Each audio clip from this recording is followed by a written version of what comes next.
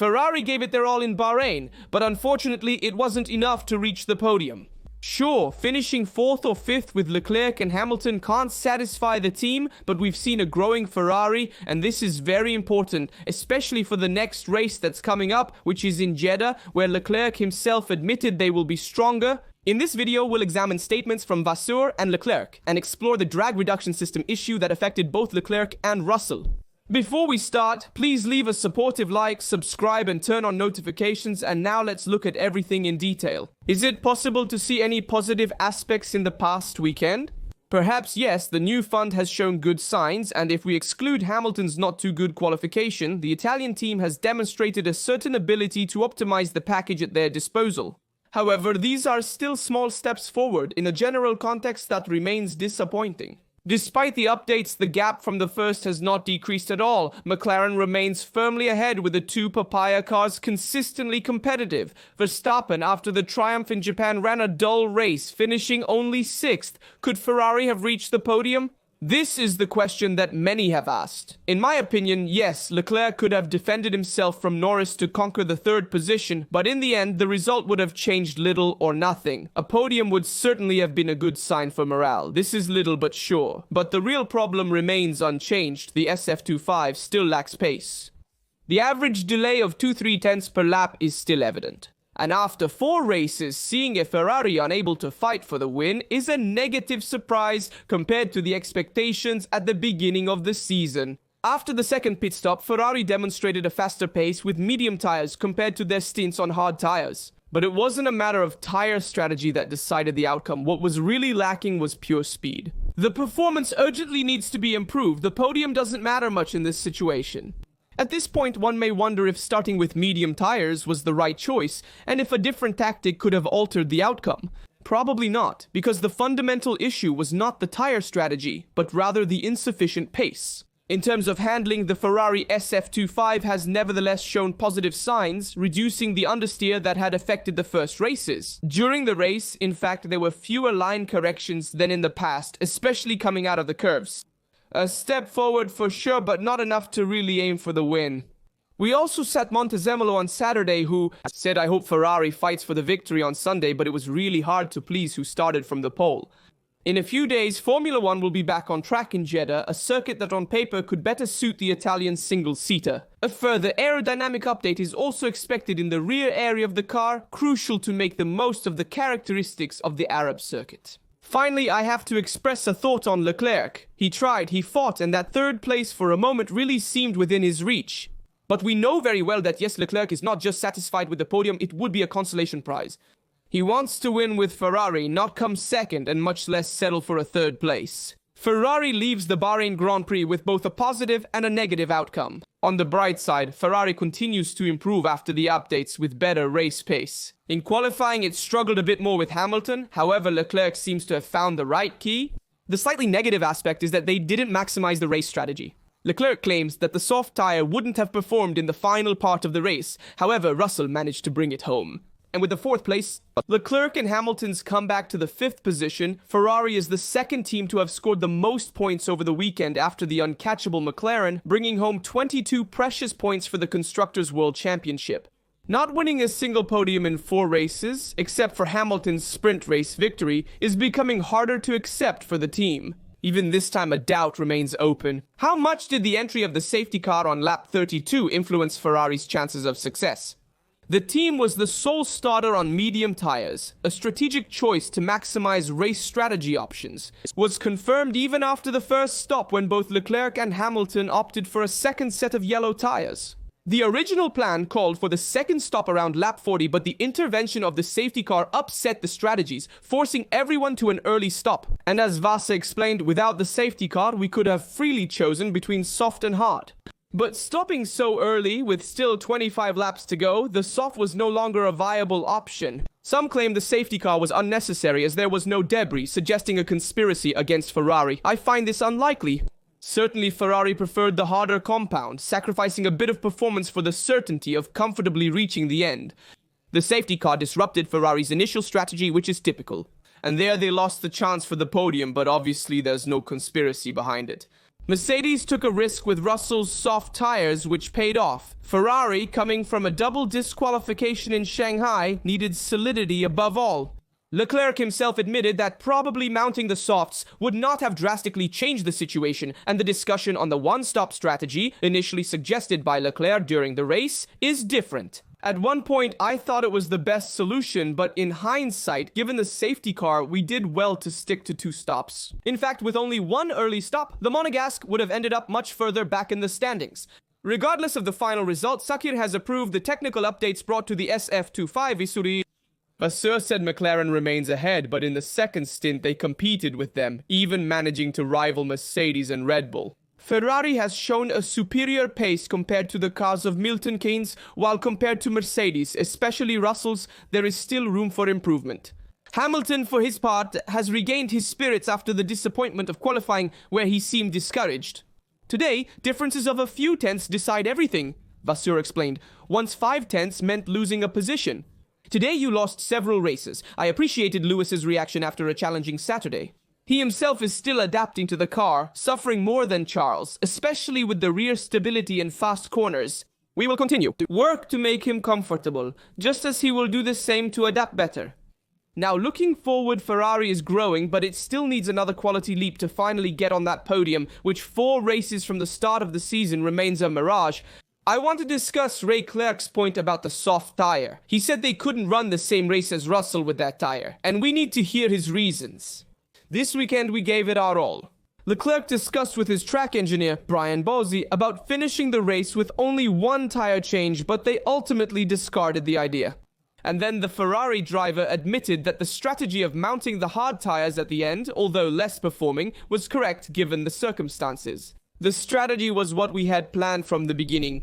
Despite the safety car, stopping twice was the right call. We had too much tire degradation to consider using softs like Russell. They currently have a better car than us. 4th place was the best possible result for us this weekend. I pushed hard, but it wasn't enough. The car was fine until I caught up to Russell, then everything overheated and I couldn't attack, he recounted. Also Leclerc. The first stint wasn't bad, despite some initial struggles to find the right balance. The hard tires didn't perform as well as expected for Ferrari today. The white tire still doesn't work well on their car, and the missed podium after Russell's incident still leaves a bitter taste. And Leclerc said in Jeddah, we will better understand the true value of our latest update. In my opinion, we will see the real Ferrari SF25 in Jeddah. This is the most important sentence. After the updates, with the car better understood by the team, and where it can also enhance its performance in Hamilton's curve after the disappointing qualification, he finished the race in 5th position, moving up from the 9th position on the grid. And he himself said, I didn't expect it to be so difficult to adapt to the Ferrari. I wasn't used to the type of driving required by this car, especially regarding the use of the engine brake.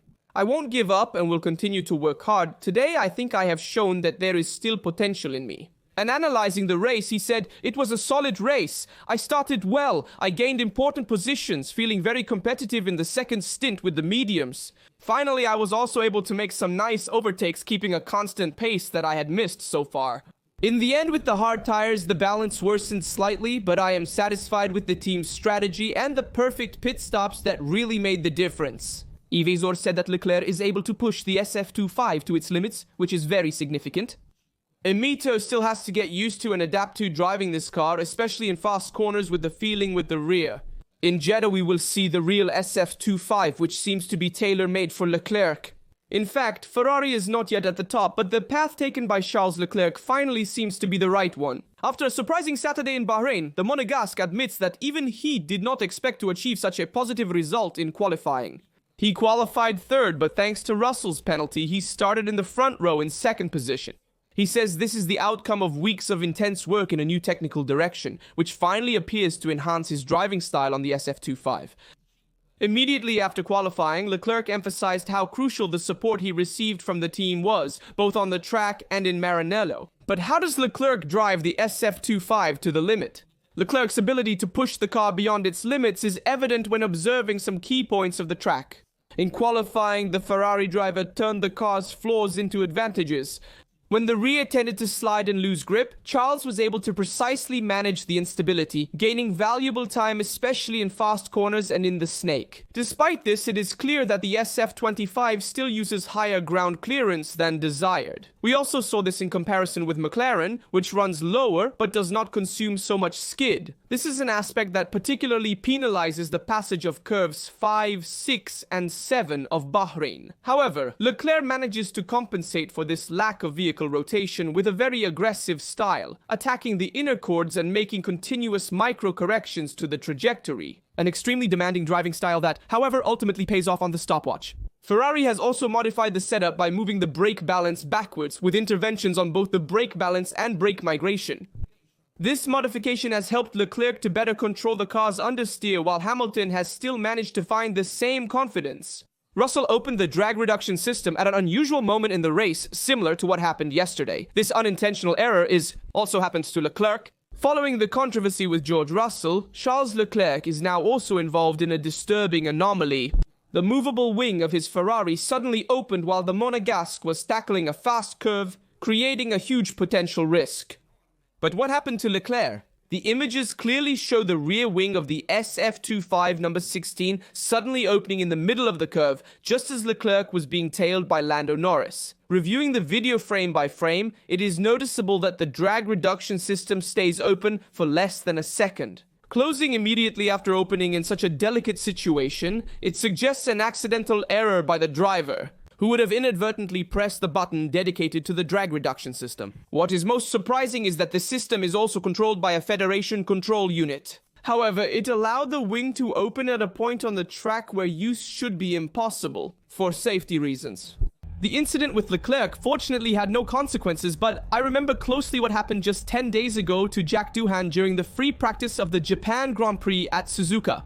In that case, the driver had mistakenly left the rear wing open in turn 1, ending up off the track with a really serious accident caused by overconfidence after a simulator run where he had taken the same turn in the same way and had worked. But in real life, this is another story. In the case of Leclerc, fortunately the error was very brief and did not cause any loss of control of the car. However, this event once again draws attention to the importance of a thorough investigation by Ferrari and the Fédération Internationale de l'Automobile into the causes of these dangerous sudden openings of the movable wing.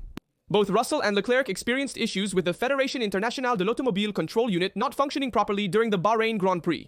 An official clarification is needed to prevent more risks for drivers in future races. The Federation finds it unacceptable for drivers to have drag reduction system open in curves at high speeds due to the risk of serious consequences. The Federation must clarify the situation. Russell was rightfully not penalized for abnormally opening drag reduction system because he slowed down after the next curve, losing 3/10, indicating he lifted his foot. Ultimately, it was a Federation error, not the driver's. The movable wing should not open in a curve or at other times during the race, only when you are within a second of the driver ahead in the appropriate zones. Let's also discuss the Red Bull situation that Verstappen has called unacceptable. Red Bull faced several issues during the Bahrain Grand Prix. Lack of pure performance, unstable balance, and above all, excessive tire degradation. If in Japan the new asphalt had partially masked these problems, in Bahrain, one of the most challenging circuits on tire management, all the weaknesses of the RB21 came forcefully to the surface. That Red Bull expected suffering was evident from the precautionary choice of hard tires for Verstappen, the only one among the top drivers to have 2 sets of the hardest compound.